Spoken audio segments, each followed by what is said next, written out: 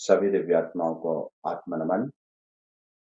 कामाख्या तंत्र और कामाख्या साधना अति गुप्त विषय है, लेकिन हमने इस गुप्त विषय को आप लोगों के सामने लाने का फैसला किया है और सरल रूप से आप कैसे कामाख्या साधना में बढ़ सकते हैं, यही हमारा भाव और मकसद है।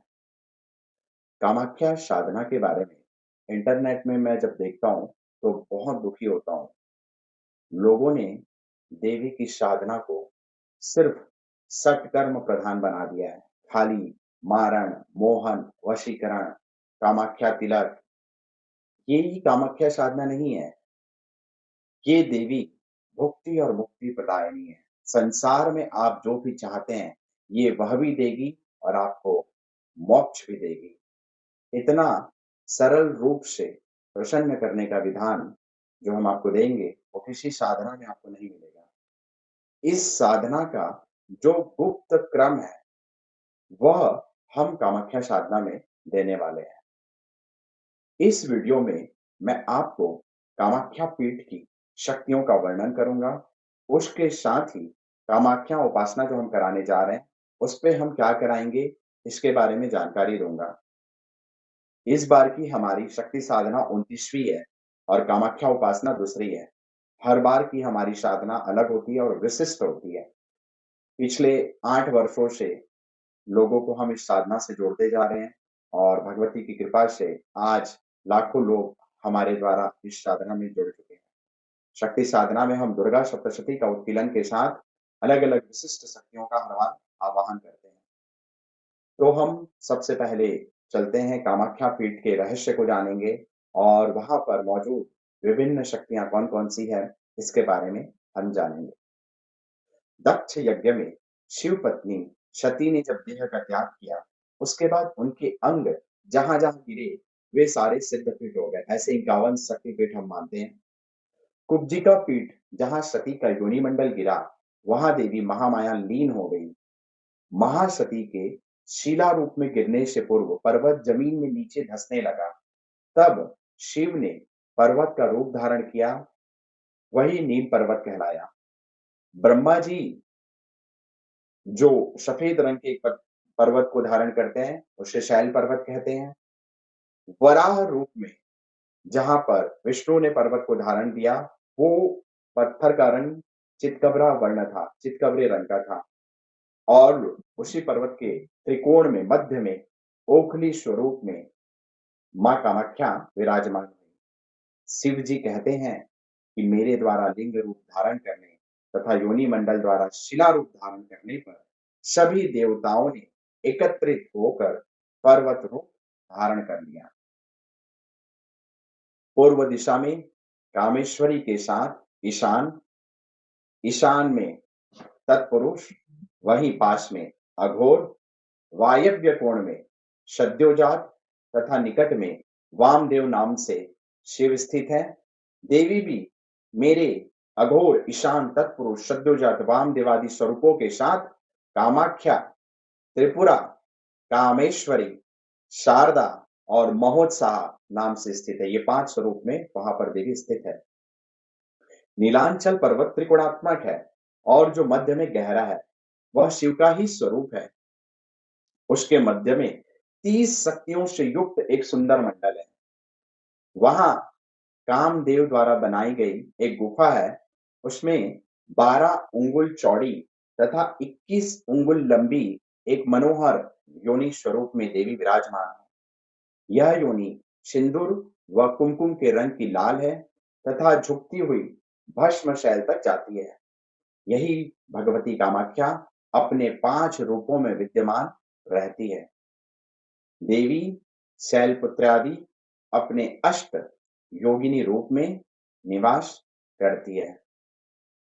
उनके नाम है गुप्त कामा, श्री कामा, विंध्यवासिनी, कोटीश्वरी, वनस्था, पाद दुर्गा, जिसे कात्यायनी नाम से भी जाना जाता है, दीर्घेश्वरी, प्रकटा, भुवनेश्वरी है। यहाँ पर बटुक भैरव कामुकनाथ नाम से स्थित है। कामाख्या के साथ स्थित लक्ष्मी अपने ललिता रूप में तथा सरस्वती मातंगी के रूप में निवास करती है। पूर्व द्वार में गण के अध्यक्ष रूप में सिद्धनाथ नाम से, कल्प वृक्ष कल्पवल्ली अपराजिता लता रूप से विद्यमान है। भगवान वराह पांडुनाथ नाम से स्थित है। ब्रह्म कुंड, सिद्ध कुंड, सिद्धेश्वर नाम से कुंड है। गया वाराणसी में योनि मंडल के निकट कुंड रूप के पास अमृत कुंड के नाम से वे विद्यमान है। काल रात्रि योगिनी कामाख्या मध्य भाग में दीर्घेश्वरी रूप से है। चंडिका योगिनी काम रूप पीठ के पश्चिमी सीमांत में है। कुष्मांडी योगिनी कामाख्या शिला के पास कोटीश्वरी नाम से पीठ पर योनि रूप में है। कामाख्या के दक्षिण पीठ में अघोर शिव का भैरव पीठ है, जहां चामुंडा भैरवी नाम से स्थित है। योगिनी नायिका दुर्गा सिद्ध कामेश्वरी नाम से सद्योजात शिव स्थान आम्रातकेश्वर पीठ में विद्यमान है। कामधेनु तत्पुरुष शिव समीप भुवनेश्वर पीठ समान भुवनानंद गुफा में शिला रूप से विद्यमान है। मध्य भाग में सरभ मूर्ति जो कोटिलिंग क्षेत्र में जानी जाती है, वहां सिद्धि रूपिणी महागौरी ब्रह्म पर्वत के ऊपरी भाग में स्थित है। जहां ब्रह्म पर्वत मिलते हैं वहां भुवनेश्वरी स्थित है तथा अपराजिता लता है। समीप ही कामधेनु है। चंडिका ही योनि रूपा कामाख्या है, जो क्षेत्र के अग्निकोण में विद्यमान है। घंटा विंध्यवासिनी रूप में स्कंद माता वनवासी रूप में वहां पर विद्यमान है। कात्यायनी ही पाद दुर्गा नाम से वहां पर विद्यमान है, जो कि नील पर्वत के अंतिम छोर पर स्थित है। नंदी जो शिव का स्वरूप है तथा पत्थर रूप में है, वही स्थान हनुमान पीठ के नाम से जाना जाता है। मां कामाख्या से जुड़ने के लिए और सरल साधना विधान सीखने के लिए आप इस गुप्त नवरात्रि में हमारी कामाख्या उपासना से जुड़ें। मां कामाख्या से जुड़ने के लिए इतना सरल विधान मैं समझता हूं आपको कहीं नहीं मिलेगा। कामाख्या तंत्र के अंतर्गत अगर आप जाएं तो यह साधना किसी एक विशिष्ट तंत्र के अंतर्गत नहीं आती है। अगर आप श्री विद्या पर जाएं या कालिका पुराण में देखें, कालिका तंत्र में देखें, तो इस साधना का रहस्य आपको एक एक करके टुकड़ों में मिलेगा।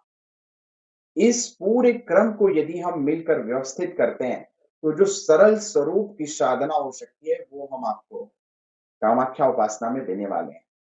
इस गुप्त नवरात्रि के 9 दिन में आप दुर्गा सप्तशती के गुप्त विधान के साथ मां कामाख्या की गुप्त साधना को जरूर करें।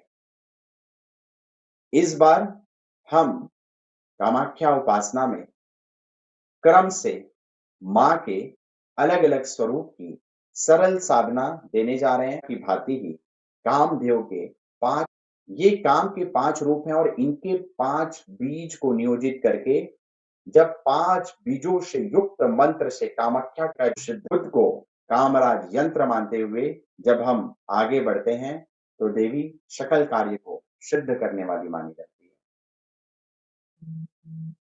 कामाख्या उपासना में जो दूसरा विधान हम कराने वाले हैं वो है महामाया कामाख्या का आवाहन प्रयोग। महामाया कामाख्या का एक स्वरूप वैष्णवी रूप में भी है। महामाया वैष्णवी ही महामाया कामाख्या के रूप में नील पर्वत पर निवास करती है।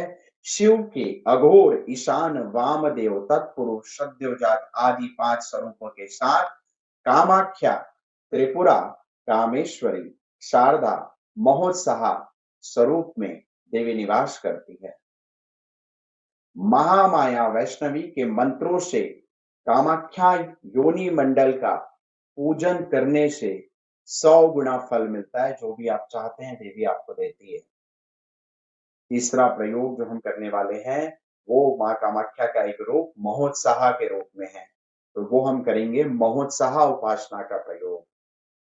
महोत्साह के रूप में देवी समस्त मातृकाओं की जननी मानी जाती है और कोई भी गुप्त विद्या का यदि आपको ज्ञान चाहिए तो महोत्साह के द्वारा आप उसे प्राप्त कर सकते हैं। अगला जो प्रयोग हम करेंगे वो है माँ त्रिपुर भैरवी का पूजन। त्रिपुरा के रूप में माँ त्रिपुर सुंदरी और त्रिपुर भैरवी के रूप में पूजी जाती है। अगला प्रयोग जो हम करेंगे वो है कामेश्वरी अर्चन प्रयोग। कामेश्वरी माँ का वो स्वरूप है जिसमें माँ 6 मुख वाली है, जैसा आप हमारी फोटो में देख रहे हैं वर्कशॉप की। 12 भुजा है और 18 नेत्र वाली है। उनमें श्वेत मुख माहेश्वरी का है, लाल मुख कामाख्या का है, पीला मुख त्रिपुरा का है, हरा रंग का मुख शारदा का है, काले रंग का मुख कामेश्वरी का है तथा रंग बिरंगा वर्ण चंडिका का है। इच्छित वर की कामना वाले भक्त देवी को सिंह पर और उसके ऊपर प्रेत रूप में शिव और उनसे निकलते हुए लाल कमल पर देवी वर और अभय मुद्रा में हमें वरदान दे रही है। इस तरीके से ध्यान करके जब हम आगे बढ़ते हैं तो देवी आपके जो भी मनोरथ है उसे पूर्ण करती है। यहाँ पर सिंह विष्णु के रूप में और कमल ब्रह्मा के रूप में माना जाता है। अगला प्रयोग है शारदा के रूप में देवी का बोधन करना। नवरात्रि में शरद नवरात्रि में जो नवमी में देवी का बोधन किया जाता है वह शारदा स्वरूप है।